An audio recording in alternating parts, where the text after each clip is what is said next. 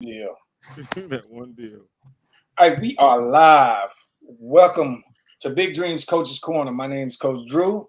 We got Triple B3 the hard way, and then Coach Maurice Mclean in the building. The Bell Cowboys. What's going on, Coach? Not much was good. Was good. Not much, man. I appreciate you coming on, man. This been a long time coming, man. Long time. Yes, sir.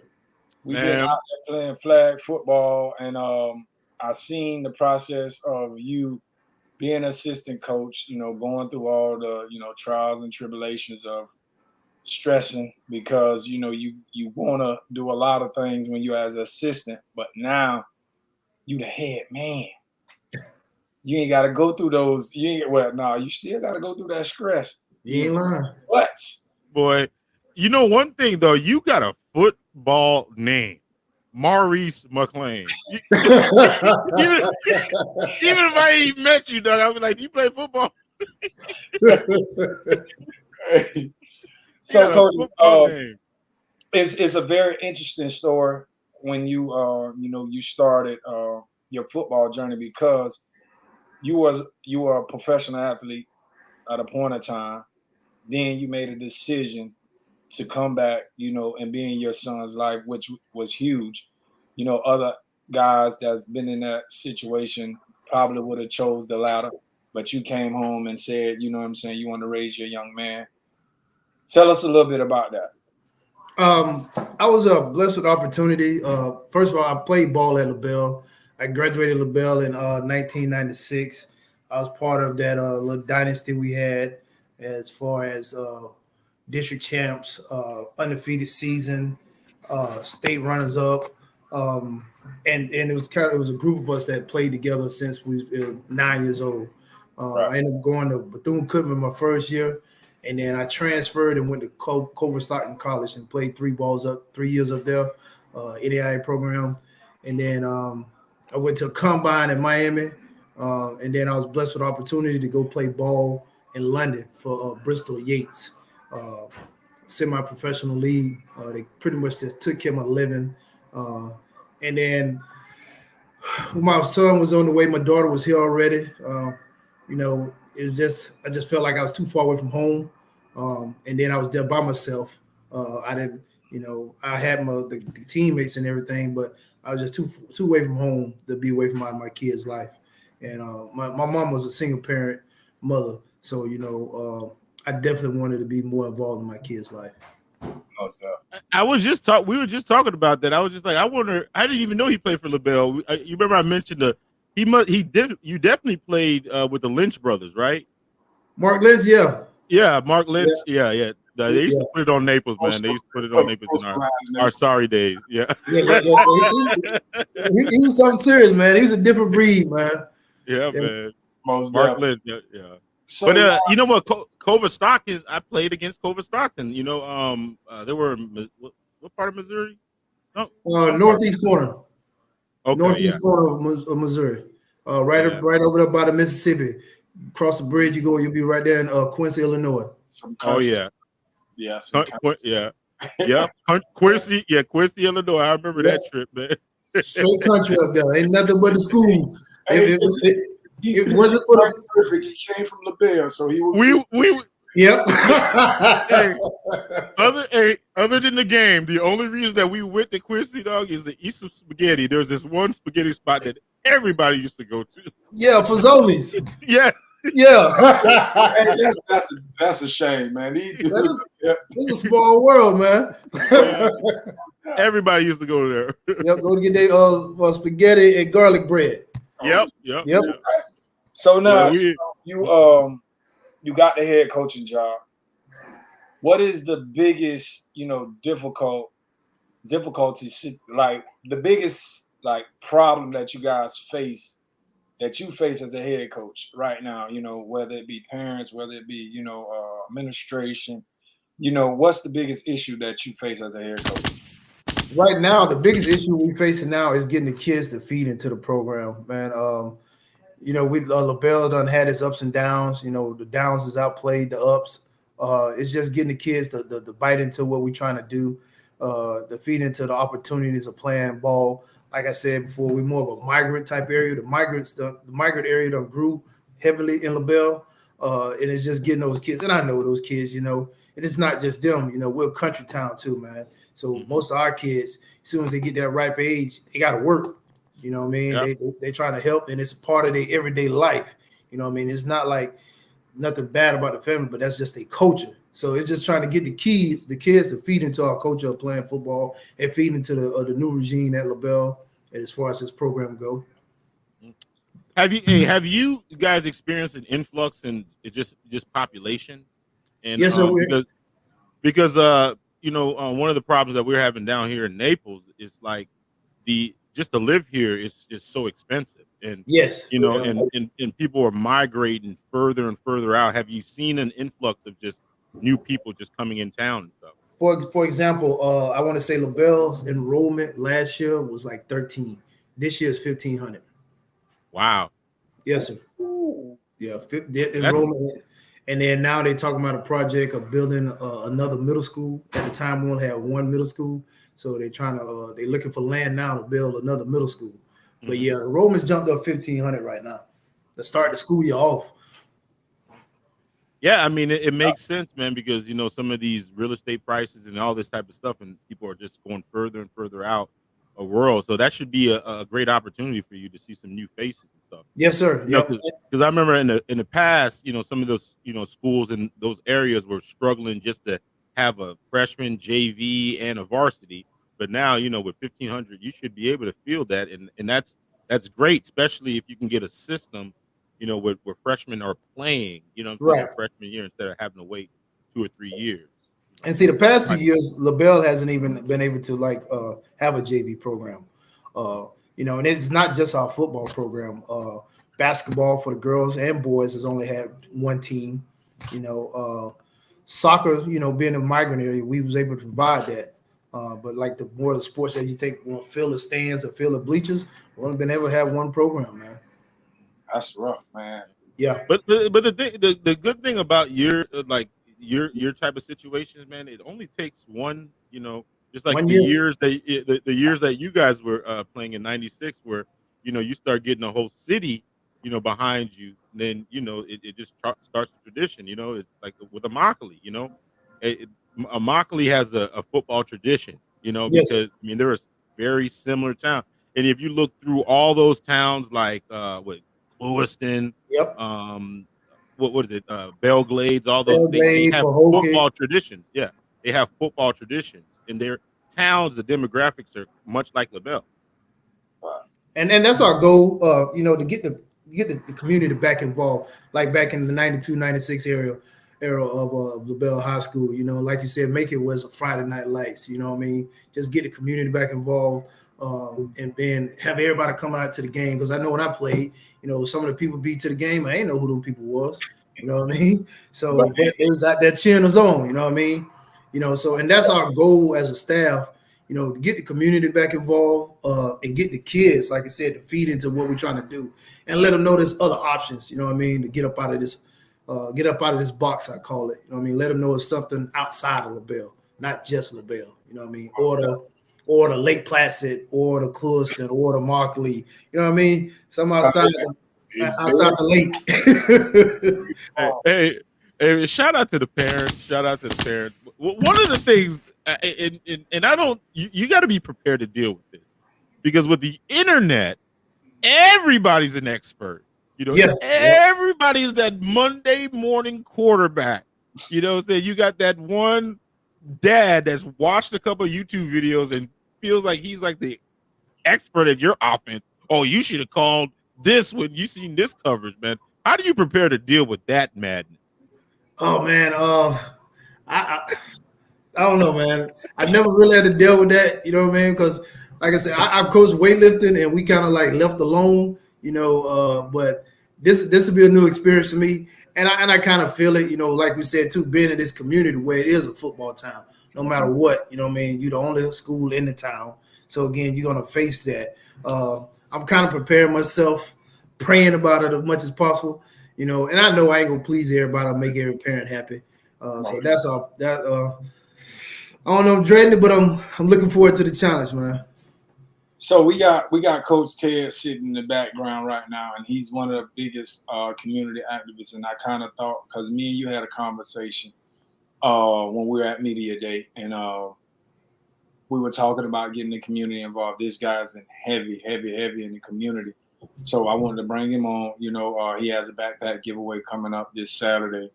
But maybe you can get some pointers and some ideas, because I remember me being a head coach. It was very hard, to try to fit into the mold and, push the program where parents, kids, and administration believed in what we were doing. This guy, Ted, he's been involved in the community a lot, and he's had a whole bunch of no's, and he's came out on top. So better way to get in the information is from the horse's mouth itself. So we're gonna bring Coach Ted on, and we're gonna go from there. Coach, what's happening, baby? Hey, how are you doing? I'm good, baby. You good? Yeah, I'm great. You ready for Saturday? I think so, man. It's a big event. We don't know what to expect. It's our first one, so we'll see how it goes. Most definitely, man. But like I was telling Coach Maurice, you've been in the community a long time, and when it first started, pick up the ball. I remember it was two kids, and you were struggling, and you were trying to get everybody behind you to see the vision. And as a head coach, because that's what you are for pick up the ball, you are a head coach. How did you, navigate your way through that and keep on the good fight? Because Coach Mclean needs to hear this, because it's the same thing, because you stepped into a community that, for one, you're not the same color of the people that you are trying to help, and then you really not a sports guy. That's the funny thing. So how did you, just keep pushing and just navigate your way through this point right now? I think that the guys that I serve are our biggest spokesmen. I know some of the parents, and I know that when those parents, when their kids are with me, they know that their kids are safe. So the parents know me, they know who I am, but the time that I spend with the guys, they're the ones who are going out there and saying, yeah, this is something that we need to do. This is something that's good for the community. And so I spend my time investing into the young men that we work with, and they're the ones who are going out there and spreading the word for me. So great point right there. Coach, you already know you have, Coach Maurice, you have a group of guys you have to pour in, from a head coaching standpoint, and you can't love them the same. But at the end of the day, like Coach said, once you pour into them, they will go out and grow your program, because we always want those locker room coaches. You feel me? Those kids that's going, oh, Coach Maurice, when you look in their eyes, you see the same thing that you see, you know what I'm saying, in your eyes, that you want to see from a leader. And then you have your son, which is, not just because he's your son. This kid has been, a phenomenal leader ever since the day I met him. Now, when you have a guy like that, that's a senior that's coming in, and he can go into the locker room and preach exactly what coaches says, that changes the program. Then you get back to the 96s. You feel what I'm saying? And doing that. So that was a great point, Coach Ted. Yeah. Hey, quick question to Maurice. When you were coaching, I mean, we already know Drew was that let's run another lap guy. Oh, come on, let's run another lap. Let's do some more gassers. Which personality were you on your team? Were you the kamikaze, like, I'm gonna play all the special teams, I want to run extra laps and lift extra weights? Which personality were you? Man, look at all them muscles. You already know my dog. During my era, I was that guy that wanted to make the best of every play and every chance I got on the field. If I had to be a special teams guy to get on the field, that's what I needed to do. I wanted to get on the field to be seen. You know what I mean? And I wanted to also, I was pursuing college. I wanted to get up out of LaBelle. So I was that guy that definitely put in that time. Back in our days, we didn't have the huddle. It was VHS. You know what I mean? So, Yeah. so it's more. So you were trying to go on film as much as possible. Yes, sir. Punt return, kick return, field goal, anything you can. Anything I can to get seen on that field. Yeah, man. So now, I mean, Coach, you think that's a lost art, though? You think that's a lost art for these kids today? I would say, yeah. A lot of them are starting to become, oh, I just play offense. Oh, I just play running back. You know what I mean? Or I just play linebacker. Or oh, coach, I don't practice over there. I was like, what? It's kind of odd. You don't have too many, as we call it back in the days, those Iron Men. You know what I mean? Kids going both ways. Even at our little program, you got kids that feels like, oh, I'm just a slot. No, you're going to be a slot and a defensive back and a free safety. And you're going to get on this special team. You know what I mean? So I think some kids is a lost art. And it depends on the area. I'm going to say Glade Central, them kids, they all in, man. Glade Central, those Muck boys, those boys are trying to, their mentality is that I'm trying to go to school. You know what I mean? So they try to get on the field any way possible. When did they start putting red jerseys on the quarterbacks? Because I remember, I mean, when I was, Coach I Ted, you thought remember the quarterback can the quarterback can do everything. The quarterback can play linebacker. He can play. I mean, is there any? I mean, when did we start putting red jerseys on quarterbacks? When Naples start winning, that's when we start putting red. It was rough. But Coach, you backpack giveaway this week. You have probably 15 different organizations coming out there. Coach Maurice is trying to, build his program. How did you go about getting all those people to come in to support Pick Up the Ball and the backpack giveaway? Well, we have a personal relationship with almost everybody that we ask. So it was pretty easy. We just sent an email out or made a phone call, and everybody just said, yeah. There were a couple of organizations that couldn't come out because of scheduling conflicts, but that was the reason. It wasn't because they weren't interested.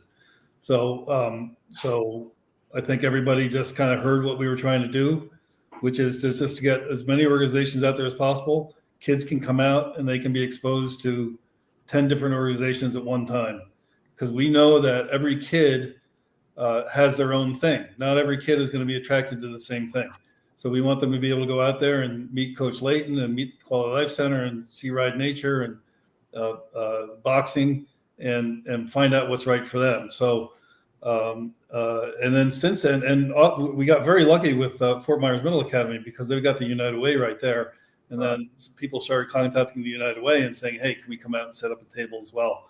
So we got lucky. It was good chemistry with the right people and great organization in this area. I think that everybody needs to know how many great organizations are out here trying to serve the youth and the coaches too. The coaches get left out a lot.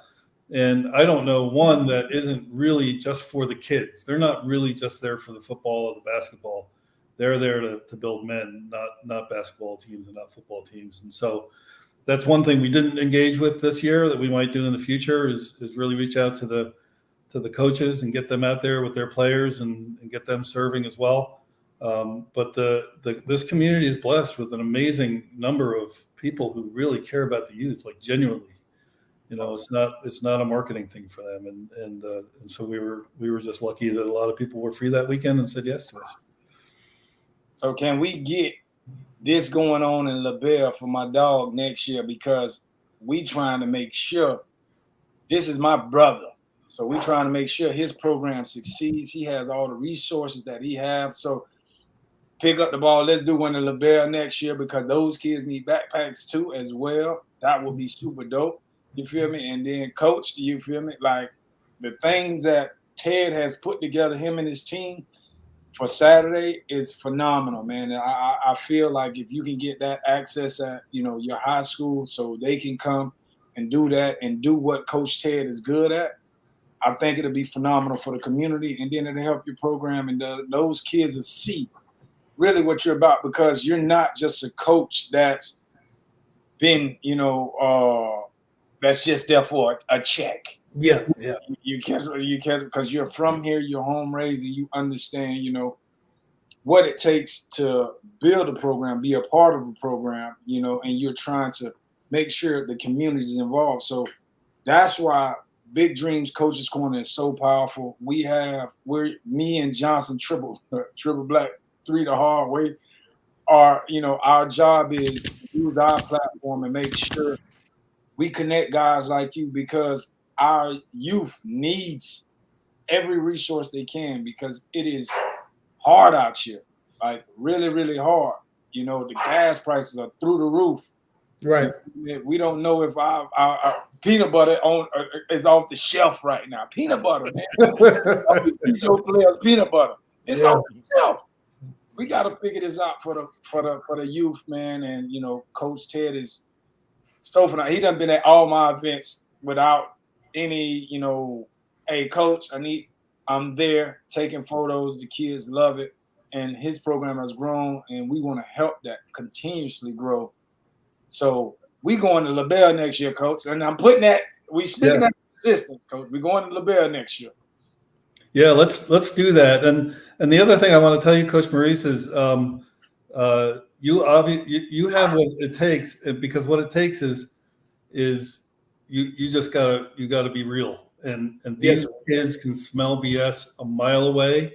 And if you really care about them, which you obviously do, they know that, and they're going to be attracted to that, and it will work. So I'm on board, man. Let's set something up for next year. One thing I learned is plan early, and so we can start talking now. We'll pick a date, and we'll start putting resources together, and we'll work with you. Yes, sir. Appreciate that. I promise you, the kids ain't disrespecting you. See all the muscles my dog got. Ain't nobody. Hey, let me ask. I mean, I'll ask Drew this question too, because he was in the position to be a first year head coach and stuff like that.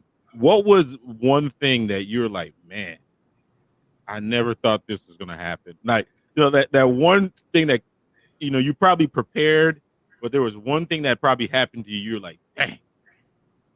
Oh, the parents. Really? I'm being. Oh, really? The parents going behind my back to make sure their kid plays. That was the worst part about it, because they didn't trust in the system. They didn't trust in the practice, the preparation that the coaches, that we instill. They were just selfish about their own kid. That was the worst thing that I went to. Like, it gets deep, and this is not the coach's corner to talk about that, but most def it was, just the parents undermining, the intelligence of me and my coaching staff as a whole. That caught you by surprise? Yeah, because you would think that, you're hired as a coach, so obviously you know what you're doing. And then when they look at your resume, you'll be saying to yourself, like, why are you questioning me? Because you ain't played no football in your life. You played badminton, and then you gonna sit up and tell me how to coach football. So that was the biggest issue that I had, because a lot of people, and Coach Maurice, you can attest to this, it's not just about X's and O's. No. And you want to get a kid up you want to run your practices at 6:00. It's a reason why you're running them at 6:00, because you're in Florida. It's going to rain in the afternoon. We want to get all the practices in that we can. But no. Yep. Parents, oh, no. You don't be up that early. Yeah, I already got a few emails. So is it the same thing with you? Did the parents catch you by surprise too? Honestly, I'm not gonna even lie. It was me getting this job. I'll be honest with you. Because like, I've applied. I think this is my 4th time. And I was given several different reasons before, about me when they made the hire. And I was definitely thankful for it. And it's I mean, like Coach said, it's probably not the platform to talk to, though, but I'm the first Black coach, head football coach in LaBelle school history. So we're gonna talk about it. What you talking about? So it was it was just like several before. Hold on real quick, Coach. where's the gunfire and all the celebration? Come on. I had to get up. I had to get up for a second. That's why if the gunfire. He brought the smoke. He brought the smoke. I didn't even get to hear the smoke. Free the hard way, you kill him. But yeah, it was just me. It was just me getting the job. You know what I mean? Like I said, like Coach said, you know, I've been in the Bell all my life.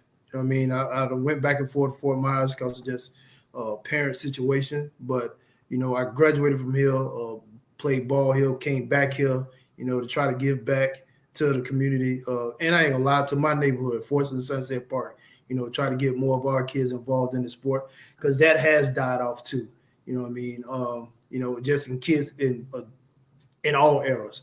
You know what I mean? And being a small town, you expect you to see more a mixture of everybody, but it kind of died off. And you know, but like I said, my thing was me even getting a job because, like I said, I applied 3 times, and then even this time I was a little doubtful about it. But you know, God works things in when He ready for you.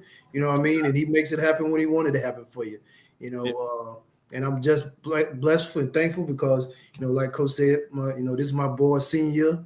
You know, and as a group, hey, Johnson, you got to meet him. Listen, when I tell you the most humblest, hardworking, you can't stop me individual I ever met. This jit, since we've been playing flag football, Maurice, since we've been playing flag football, he's been out there with us. You feel me? And you tell him to run a go route, I'm telling you, he's going to run it full speed. Like, he does nothing we just going to be real with you. That's to attest to his parents because he lifts weights, you know, and, you know, he is a dog. Like, I can't say nothing. And I don't, like, I ain't just saying this because his dad is here. The kid is a real dog. Like, I'm being honest with you. He's a real dog. He's short, but he's still a real dog. Yeah. Did you retain most of your staff, or did you have to start from scratch? Majority of the guys, you know, like I told my admin, I'm gonna find out who wants to be a part of the team. I brought on a DC that was there last year. We played high school ball together. I brought on a guy named Michael Willis. He's a Clewiston guy. He's gonna be working with our D line. Another guy I brought on named Chris Garcia. He's also a LaBelle grad. And I brought on one of my real good friends. We played high school ball together, Pop Warner ball together, and even in playing college ball together. And so I brought him on. But yeah, we got a pretty decent staff, good staff this year. Yep. Yeah, man. He's muted. He's muted. He's muted right now.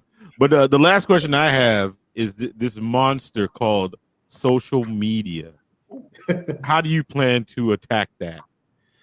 I'm planning to attack it by just first to get myself affiliated with it. I'm not, like I said, I'm not used to it. All that Twitter and Instagram. Man, you know, no, I ain't gonna lie. I'm the first one to admit I had to get my son to help me out. You know, so but I try to just get the boys out there, they info, you man, shoot everything positive, workouts, GPAs, SAT scores. You know, I'm on Twitter, I'm following programs, following recruiters. Same thing with Instagram. And then I guess Facebook is for old people. I don't know. Bro, don't be disrespecting us. The reason I asked that question is, I mean, as a coach, I don't even know if I was a coach, I could even have social media because the moment like we lose a game and that one parent decides to go on social media and start trying like call me, you know, like, you know, you dumb, you do all they're getting that work. Yeah. I mean, I can't do it. I can't be. I have to say something. You know. So that's the biggest thing about being a head coach because you win, you didn't win. Yeah. The team won. You lose, it's on you. Yeah. Take the nose and you walk off and you keep it that way. Coach Ted, right now I have. We got Keith Williams real quick. My dog say salute Red, bring them boys back and okay. Yeah, that's my boy, Bishop Rodell. Oh yeah. Yeah. So Coach said, right now you have like I seen some amazing stuff over the years, and just like we were talking with Coach Mclean, staff-wise, guys that he was able to bring in. I see you got some new guys on staff, new guys helping you out. Like, how big is that, you know what I'm saying, for your program? It's the thing that's going to change us and take us to the next level. Because I always hoped that when we started, we would be building up leaders who would come back and pick up the ball eventually, and would become the face of pick up the ball. And now that's happening. So we've hired Tony O'Bridley, to be a program manager for us, and now we've got awesome. What's that? He's awesome. Yeah, he's amazing. He's awesome. Amazing, game changer for us. And then some of the other guys who were with us early on are coming back and being part of the program.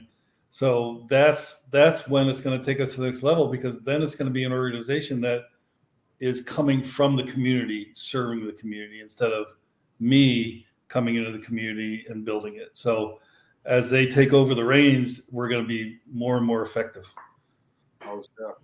Hey, Coach Ted, there's one question I had you. You know, they say they have this saying that says, you know what, your net worth, is your net worth, right?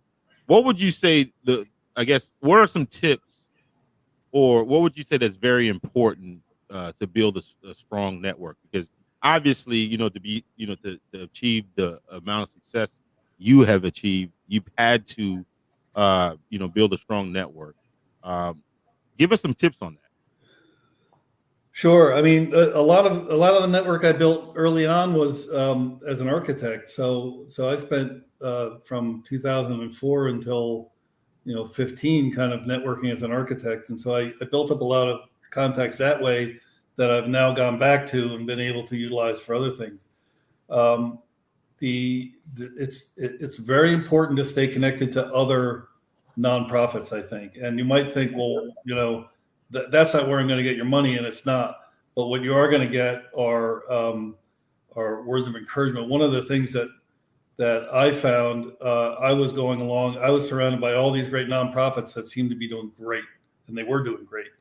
And I would go, I'd be like Coach Layton said, I'd be down to two guys thinking the wheels were coming off the wagon, and I had made the wrong move in my life and needed to rethink things. And then I would talk to somebody from another nonprofit, and they would say, man, I feel like the wheels are coming off the wagon. I don't know if this is going to work. And then you realize everybody in these nonprofits, there's struggles, and they're very similar struggles to yours. So I think staying connected with other nonprofits is really important.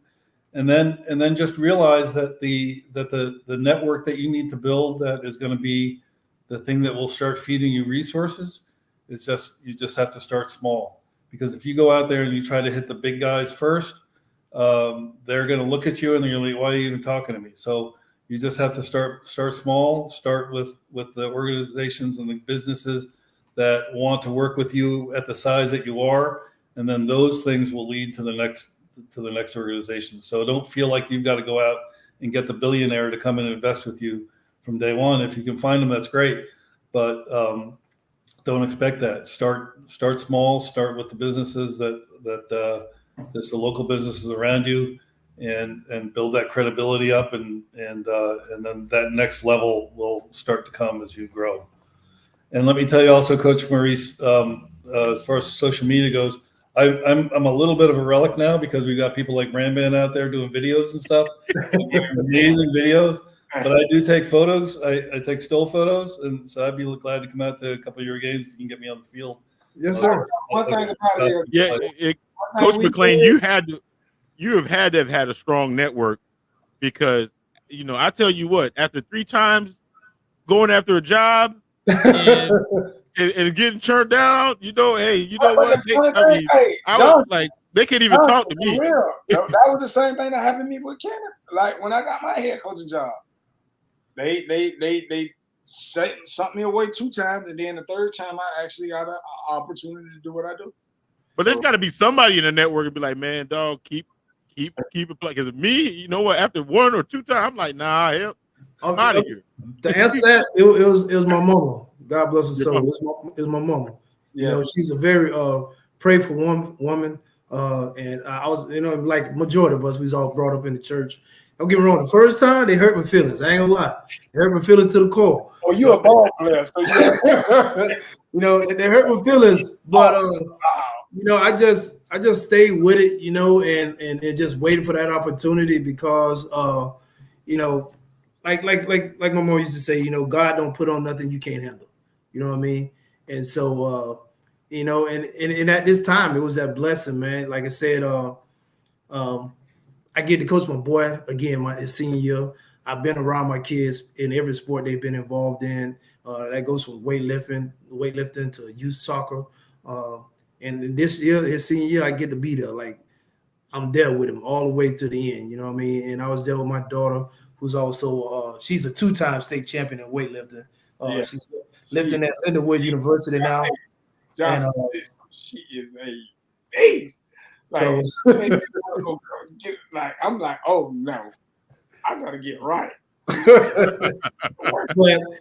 but my network, I'm gonna say it was my mom and my family. You know, the kids. You know, they didn't let me down. You know, even some of the kids I coached with my son. You know, they's like, you know, all coaches gonna be all right. You know what I mean? So they was there to support me too. Just mainly my family, my wife, my kids, and my mama. You know, they was all there. You know, even though I felt like crap, but they was there. I got one question for the both of you guys. Why? Why are you guys sitting up here putting in countless hours, beating your head against the wall, dealing with kids that some of them don't want it? You're right about that. Dealing with extra issues that come with the platter, dealing with parents that don't trust you, dealing with, you know what I'm saying, the whole, you know what I'm saying, atmosphere that's like, who is this guy? Why? Why, Coach Taylor? Why are you doing what you do? Because when it works, when you get a result, there's nothing better than that feeling. That one success is better than it negates all the failures and all the struggles, and there's nothing better. Coach, what you got? I'm kind of on the same page as Coach. You know, as far as that one kid, that two kids, and like I tell the kids that I've been involved with, I mean, I tell them like D1 ain't for everybody, D2 ain't for everybody, D3 ain't for everybody. My goal is for my area, for this community I'm in, to see them get a diploma, man, to see them graduate. You know what I mean? I mean, that's my goal. Long story short, I had a kid that I got involved in weightlifting. I ain't gonna lie, we have some little gangs down here in this little hole, and the kid was on that path. But at the same time, I got involved in a weightlifting, stayed on top of him. You know, we still text every day. And he ended up graduating from high school. He didn't go to jail. You know, he got his high school diploma, ended up picking up a trade. So again, that was probably one of my little success stories as far as coaching. And I want to see kids from this area succeed, man. At the end of the day, and that's like I tell them, it's not about me. My time is done. I'm not living through no kid. You know, we play flag football. It's over with. Yes, sir. It's done. Is that the football graveyard? Yeah. we gotta be superior somewhere. Yeah. Shoot. I tell them quick, man, I ain't getting no contract. I ain't trying to go coach professionals, none of that. You know what I mean? It's about you being successful one way or the other. Man, once again, I truly thank you guys for coming on, you know, to Coach's Corner. Coach Ted is going to be a eventful Saturday. I might come up out of there. Can I get a free book bag? Because I want we're gonna get it book bag. I got to pick up the ball bag for you. I want to commend. I do want to commend both of you guys.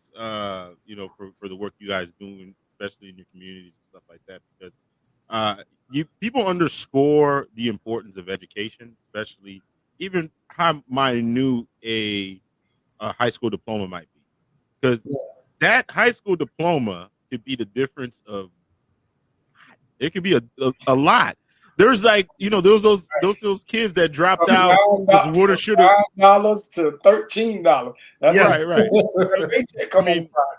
I mean, the water shoulda. There's like those water shoulda athletes. There's water shoulda dudes that dropped out at 9th grade and 10th grade, and they still been on a perpetual cycle of just of bad luck, and and then you look at those people that just were able to stick it through, and a lot of times, most often than not, they're living a completely different life than that other person. Now you're gonna have some outliers, that the guy that dropped out of ninth grade that made it, but that's like 1 in 100. You give yourself a much better chance at having a productive life if you can make it through those years, Right. of high school, of college and things like that. So I commend you guys for putting these young men and these young women on this path to to greatness most of the time. You know what I'm saying? Most definitely. Thank you. Appreciate that. It's a blessing. It's a So blessing to be able to do once it. again, thank you guys. Ted, we'll see you on Saturday, Coach. Can't wait. Maurice, listen, me and my dog Triple B, the hard way. We need access to home field games and Coach Ted, because if we're gonna be in there, we don't want nobody kicking us out them country. Oh, I got you. Yeah. I get, like I said, I get everything, improve my administration, and that's like you said, getting the administration on board. And I think our administration is really on board this year as far as backing us, the program and doing things for the kids. Tell them, we don't want to be put out on those cow pastures and stuff like that. We don't want to be watching the games. Listen, don't have us come to LaBelle. You know what I'm talking about, and we can't get in. So, you know what I'm talking about, because bruh, we need you. We ain't got our extensive arm. Your network is there, so we're gonna be there. Appreciate it. For sure. I went to a game out in Mclean where I'm pretty sure they soaked down the field on our side of the field. I had to retire my Air Forces. Hey, Completely ruined. They did that to you too. I remember they did that. So it wasn't it wasn't really a swamp there. Okay, they did that on purpose. Coach, don't be turning on the sprinklers before the game. Coach. No, we ain't do that. No, we get too muddy. Yes, sir. Well, hey, that is it for the Coach's Corner this week, man. Thank you guys for tuning in. If you don't have anything going on this Saturday, make sure you show up at Fort Myers Academy to pick up those book bags, because we will be live in effect. If that's okay with you, Coach Ted. I don't want to be bringing all the kids out there and then bring them out. Hey, if we run out, well, there's still going to be a lot of fun things to do. Oh yeah, we're gonna be out there hanging out. We're gonna make sure little June and his whole posse don't show up there. Trying to take all the book bags.